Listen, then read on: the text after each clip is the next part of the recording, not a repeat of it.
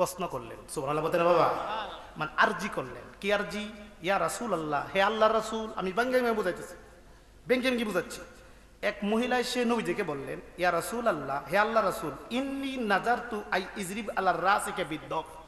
আমি মানত করছি ইয়া রাসূলুল্লাহ, আমি যে যুদ্ধের ময়দান থেকে ফিরে আসেন তে আমি দব বাজায়া গান করব। সুবহানাল্লাহ কইতেন না? কি বাজায়া গান করব? দব বাজায়। ইসলামে দব বাজানো জায়েজ। দফ যন্ত্রটা ইসলামে জায়েজ বলে ফতোয়া দিয়েছেন, এটা জায়েজ। এই জন্য এখনো দেখবেন দব বাজায়, ঈদের দিন দব বাজানো, বেশাদির দিন দব বাজানো, এটা সুন্নাত। সুবহানাল্লাহ কইতেন না বাবা? কারণ সাহাবীরা দব বাজায় রাসূল পাকের সামনে গান করছেন দব। এখন মহিলা বলল, ইয়া রাসূলুল্লাহ, আমি নিয়ত করছি আপনি যদি যুদ্ধের ময়দান থেকে সহি সালামতে ফিরে আসেন, আমি মানত করছি নাজারতু, আমি মানত করছি আপনি যদি ফিরে আসেন সহি সালামতে যুদ্ধের ময়দান থেকে, তে আমি দব বাজায়া গান করবো। সুবহানাল্লাহ বলেন না বাবা? পরে দেখেন নবী কি কয়। কলা নবী বলেন, উফি বিন নাজারি, কি আমার নবী কয়, তুমি তোমার মানত আদায় করো। সুবহানাল্লাহ। তুমি তোমার মানত পূর্ণ করো। তাহলে এই দলিল দ্বারা কি প্রমাণিত হইল? মানত করা না জায়েজ, না জায়েজ? তাহলে বাবা এই কিতাব তোমরাও তো পড়ো, আমরাও পড়ি। আসল কথা কেন ছাত্ররা শোনাও না, বোঝাও না? আমার মনে হয় এই হাদিসগুলো যখন আসে, এই হাদিসগুলো মনে হয় পড়াই না। কথা ঠিক না বেড়ে?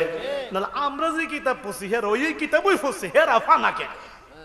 কারণ এরা হেন চুরি করে, এই হাদিসগুলা পড়ায় না। কারণ পড়লে এদের চোখ কুইলা যাইব। কথা ঠিক না বেড়ে?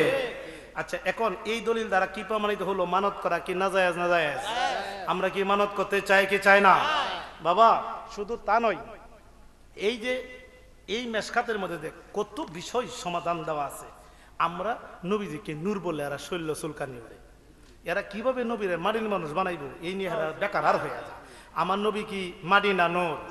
আরে বুকার দল মাটি ভাইবে করতো। আমার নবীদের সময় শিশু তো মাটি হয়েছে না, মাটি হয়েছে নি সবাই। তুই মাটি ভাস কই মাটিতে নবীরে বানাইতো? আমার নবীর আগে শুধু একজনই ছিল, তিনি হলো আমার আল্লাহ। কথা ঠিক না বেটে? আল্লাহ মাটি না নূর? আল্লাহ নূরু সামাওয়াতিল আরদ, আল্লাহ নূর। আল্লাহ সেই নূর থেকে, মিনাল্লাহি নূর, আল্লাহর নূর থেকে আমার নবীদের আল্লাহ বানাইছে। সুবহানাল্লাহ, জোরে বলতেন সুবহানাল্লাহ। এখন এই ব্যাপারে একটা দলিল আছে কিতাবের মধ্যে 404 পৃষ্ঠার মধ্যে, যে দলিল আমি আপনার সামনে ফিরে শোনাচ্ছি। একটু গভীর খেয়াল করে হাদিসগুলো শুনবেন। তো দরুদ শরীফ পড়ি। আল্লাহুম্মা সাল্লি আলা সাইয়্যিদিনা মাওলানা মুহাম্মাদ ওয়া আলা আলি সাইয়্যিদিনা মাওলানা মুহাম্মাদ। যিনি সৃষ্টিকুলের মূল, তিনি মুহাম্মদ রাসূল। ত্রিভুবনে হয় না তাহারি সমতুল। ঠিক না বেটে?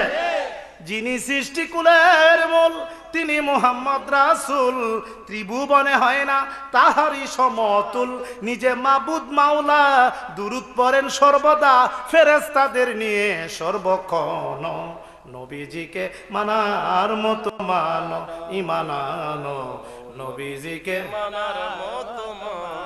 নবীজির প্রেম ভালোবাসা অন্তরে না তাকিলে কি লাভ হবে নামাজ পড়ে দাগ লাগাইলে কপালে। ঠিক না বেঠে? নবীজির প্রেম ভালোবাসা অন্তরে না তাকিলে কি লাভ হবে নামাজ পড়ে দাগ লাগাইলে কপালে। জিন্দেগির বন্দেগি বিফল যদি না থাকে ঈমান, জাহান্নামের আগুনে জ্বলবে প্রমাণ আছে পাক কোরআন। কাজে যা কুমিন আল্লাহি নূর, নূর বলেছে পাক কোরআন খুদার জাতি। নূরের জ্যোতি নবীজি, বিশ্বাস করার নাম ঈমান। কাজে যা কুমিন আল্লাহি নূর, চিৎকার দিয়ে বলুন মারহাবা। তো আমার নবী মাটি না নূর। এখন বাবা মেশকাত শরীফে তারা অফরে আমরা অফরি 12 বছর আগের কিতাব, নির্বোধযোগ্য কিতাব। 1200 বছর আগের কিতাব। কয় বছর আগের? 1200 বছর। 1200 বছর আগের কিতাব বাবা। এই যে বাবা মেশকাত দেখছেন, মেশকাত শরীফ, এখানে হাদিসটা পড়ি। মাওলানা আছেন, হাদিসটা হলো এই, আন আবি হুরায়রা রাদিয়াল্লাহু তাআলা আনহু ক্বালা কালু ইয়া রাসূলুল্লাহ মাতা ওয়াজাবাত লাকান নবুয়াত কালু আদমু বাইনার রূহি ওয়াল জাসাদ রাওয়াহু তিরমিজি সুবহানাল্লাহ বলতেন না বাবা। হযরত আবু হুরায়রা রাদিয়াল্লাহু তাআলা আনহু সবচেয়ে বেশি হাদিস বর্ণনা করেছেন। ইনি বলতেছেন ইয়া রাসূলুল্লাহ নবী গো একটা জিনিস জানতে চাই, আমার মনের আশা আমি একটা জিনিস জানতে চাই। নবী কো কি কো মাতা ওয়াজাবাত লাকান নবুয়াত ইয়া রাসূলুল্লাহ নবী গো আপনি কখন থেকে নবী ছিলেন? আপনি কি 570 খ্রিস্টাব্দে 12 রবিউল আউয়াল তারিখে শুভাগমন করে 40 বছর বয়সে নবী হয়েছেন না এর আগে নবী হয়েছেন? আমার নবী উত্তর দেয় কালা ও আদমু বাইনার রূহি ওয়াল জাসাদ আদম আলাইহিস সালাম যখন রুহুর বাঁচিল দেহর বাঁচিল আদমের কোনো খোঁজ খবরও নাই, তখনও আমি দয়াল নবী ছিলাম। সুবহানাল্লাহ। তাহলে এই হাদিস দ্বারা কি প্রমাণ হলো? আমার নবী আদমের পরে নবী না আগে? কত বছর আগে? তাদের বড় হুজুর আসফ আলী থানভী নসের তিপ কিতাবে লেখছেন আমার নবী কখন থেকে নবী শুনো, আদম নবীকে আল্লাহ বানানোর আরো 14,000 বছর আগে আল্লাহ নবীকে আল্লাহ নূর দিয়া নবী বানায় রাখছেন। এখন দেখি হাদিসে কি বলে, হাদিসও বলে আদমের আগে আমার নবী। সুবহানাল্লাহ বলেন বাবা। এরপরে হাদিসটা বাবা দেখুন, হাদিসটা হলো ওয়া রুবিয়া উম্মাল্লাতি রাআতহিনা ওয়া দুআতি ওয়া কাদ খারাজালাহু নূরুন আদওয়ালাহা কুসুরুশ শাম রাওয়াহু শরহে সুন্নাহ রাওয়াহু আহমদ ইবনে মাজাহ। সুবহানাল্লাহ বলুন।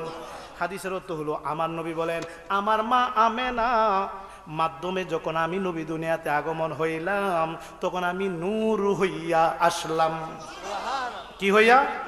শুধু নূর হয়ে আসলাম না, আমার মা আমেনা আমি নবীর নূরের সাহায্যে ঘরে বসে শত শত মাইল দূর সামদেশ পর্যন্ত দেখতে পেয়েছিলেন। তাহলে আমার নবী যে নূর, নবীজির মাও সাক্ষী দিছি। সুবহানাল্লাহ বলতে না বাবা। তাহলে আমার নবী নূর, এই নূরের নবী মানা হইল ইমান। কথা ঠিক না বেটে? যদি ইমানে গন্ডগোল থাকে নামাজও বাতিল। কথা ঠিক না বেটে? বাবা একের ডানে শূন্য দিলে 10 হয়, আরেকটা দিলে 100 হয়, আরেকটা দিলে 1000 হয়, আরেকটা দিলে 10,000 হয়, আরেকটা দিলে 1 লাখ হয়। একটা মুছে ফেললাম, স্বর্ণের কোনো দাম আসেনি? এক আছে, স্বর্ণের দাম আছে।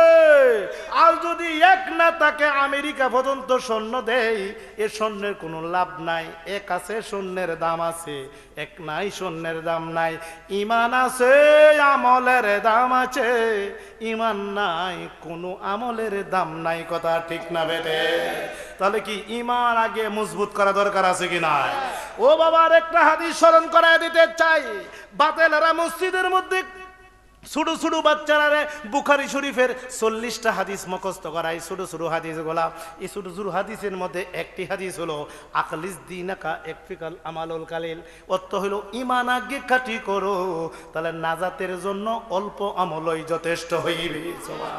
অল্প আমলই যথেষ্ট হইবে যদি ইমান খাঁটি থাকে। কথা ঠিক না বেটে?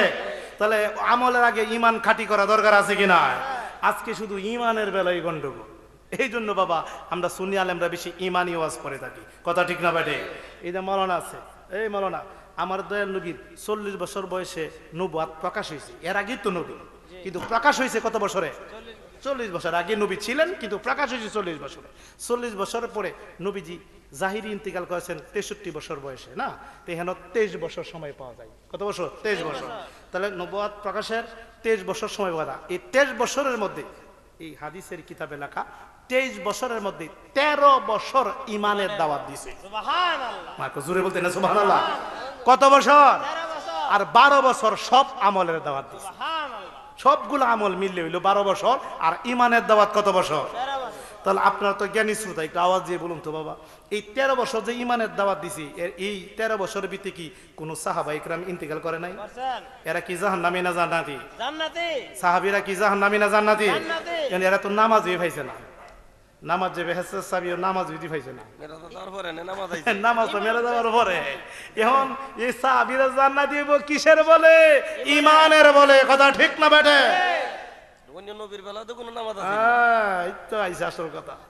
তাহলে ইমান নিয়ে যদি অন্তত কবরে যান একটা মুক্তির আশা করা যাবে। কথা ঠিক না বেটে? আর নামাজ পড়তে পড়তে যদি কপালে দাগ পেলেন পাহাড়ের সমতুল্য বন্দী করুন, মুক্তি নাই। কারণ আমার নবী হলো তাদের প্রতি বেজার। কথা ঠিক না বেটে? নবী বেজার, আমার আল্লাহ বেজার। তাহলে আমরা কি পরিপূর্ণভাবে আমার দয়াল নবীকে জানের চেয়ে ভালোবাসতে চাই কি চাই না? যেরকম চাই কি চাই না? রেজবি বাবারে এক মরিদ প্রশ্ন করলো, বাবাজি আপনি যে 40 বছর যাবত ইমানের দাওয়াত দিচ্ছেন আর শুধু নবীজির সম্মান করতেছেন, এর কারণ কি?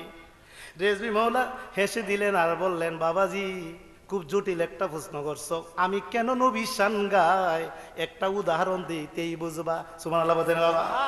উদাহরণটা কি? ওয়াজের মধ্যে উদাহরণটা দিলেন, এই যে সামনে এটার নাম কি? টেবিল। জোরে বলেন এর নাম কি? একটু আওয়াজ দিতে হবে, এর নাম কি? এই টেবিলটা বানাইছে কে? মিস্ত্রি। জোরে কোন কে বানাইছে? আমি যদি এখন প্রশ্ন করি, আমি যদি এই টেবিলের প্রশংসা করি, টেবিলটাকে বানাইছে গো, টেবিলটা তো খুবই সুন্দর, টেবিলটার ফিনিশিংটা তো খুবই সুন্দর, টেবিলের ফেস কাটিংটা, টেবিলের ফেস কাটিংটা খুবই সুন্দর, আমি টেবিলের প্রশংসা করলাম। মিস্ত্রি শাস্ত্র বইয়া শুনছে, মিস্ত্রি কো বাবারি আজকের প্রধান বক্তা আমার টেবিলের প্রশংসা করছে, যাওয়ার সময় হুজুর একটু দাঁড়ান একটা ছাকায়া যান। কেন? এই যে টেবিলের প্রশংসা করছেন এইটা আমি তো বানাইছি। কথা ঠিক না বেটে? আমি জানতাম চাই বাবা, আমি টেবিলের প্রশংসা করছি না মিস্ত্রির? না, টেবিলের। আমি তো টেবিলের আমি কি মিস্ত্রির প্রশংসা করছি? আমি তো মিস্ত্রির প্রশংসা করি না, আমি টেবিলের প্রশংসা করছি।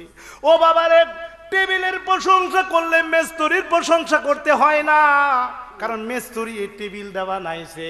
টেবিলের প্রশংসা করলে ফাঁকি দিয়া মিস্ত্রি খুশি হইয়া যায়। কথা ঠিক না বেরে? আমার আল্লাহ হলো কুল কায়নাতের মিস্ত্রি। এই মিস্ত্রি আল্লাহ আমার নবীরে কি মহব্বত কইরা বানাইছে, খুব ভালোবেসে বানাইছে। এই নবীর প্রেমে পড়ে আল্লাহ আসমান জমিন বানাইছে, বেহেশত দুজক সাজাইছে। এই নবীরে খুব খুব মহব্বত কইরা বানাইছে। এই নবীরে যে ভালোবাসে, নবীর প্রশংসা যারা করে গো, আমার আল্লাহ উপরের থেকে এমনি খুশি হইয়া যায়। কারণ নবীর প্রশংসা করলে খুশি হয় কে? আল্লাহ। কারণ নবীদের তো আল্লাহ বানাইছে, আল্লাহর মাহবুব। সুবহানাল্লাহ বলেন বাবা। এই জন্য তো আমি নবীর সম্মান গাই, কারণ নবীর সম্মান গাইলে ফাঁকি দিয়ে খুশি হয় আমার আল্লাহ। চিৎকার দিয়ে করি সুবহানাল্লাহ। আমরা কি বাবা নবীর সম্মান গাইতে চাই কি চাই না? জোরে বলুন, চাই কি চাই না? তাই নবীর মহব্বতে বলুন, দরুদ পড়ো, দরুদ পড়ো রে, সালাম জানাও সোনার মদিনা। দরুদ পড়ো, দরুদ পড়ো রে, সালাম জানাও সোনার মদিনা। আপনার কি খারাপ লাগে? নবীর মহব্বতে বাবা গজলটা গান, আমার নবী খুব খুশি হবে।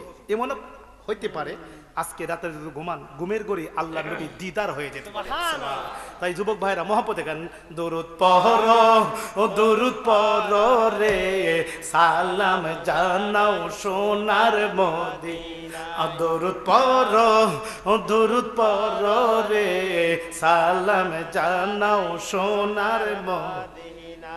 নিজে খুদাম আশিক হইয়া ফেরেশতাগণকে সাথে নিয়া দুরুদ পড়েন সোনার মদিনা। দরুদ পড়ো, দরুদ পড়ো রে, সালাম জানাও সোনার মদিনা। আল্লাহ যখন একা ছিল, কোনো কিছু নাহি ছিল, তখন আল্লাহ নবীকে বাহানাই। ঠিক না বেটে? আল্লাহ যখন একা ছিল, কোনো কিছু নাহি ছিল, তখন আল্লাহ নবীকে বাহানায়। আল্লাহ পাকের নূর দিয়া নবীজিকে বানাইয়া, আল্লাহ পাকের নবীজিকে বানাইয়া নবীর প্রেমে হইলেন দিওয়ানা। দরুদ পড়ো, দরুদ পড়ো রে, সালাম জানাও সোনার মদিনা। নবীর দুরুদ সালাম জানাতে বলছেন আল্লাহ কোরআনেতে। নবীর দুরুদ সালাম জানাতে বলছেন আল্লাহ কোরআনেতে। সূরা আহজাব আল্লাহর ঘোষণা। দরুদ পড়ো, দরুদ পড়ো রে, সালাম জানাই সোনার মদিনা। দরুদ পড়ো, দরুদ পড়ো রে, সালাম জানাই সোনার মদিনা। চিৎকার দিয়ে বলুন মারহাবা। আর যদি বলি ইয়া রাসূলুল্লাহ, চিৎকার দিয়ে বলি ইয়া ওলি আল্লাহ। আমরা বলি আল্লাহর মাজারে যেতে চাই কি চাই না? মাজার শব্দের অর্থ তারা বুঝে না। মাজার শব্দের বাংলায় কইতে না। মাজার শব্দের ফার্সি। মাজার শব্দের অর্থ কি জানেন? জিয়ারতের স্থান।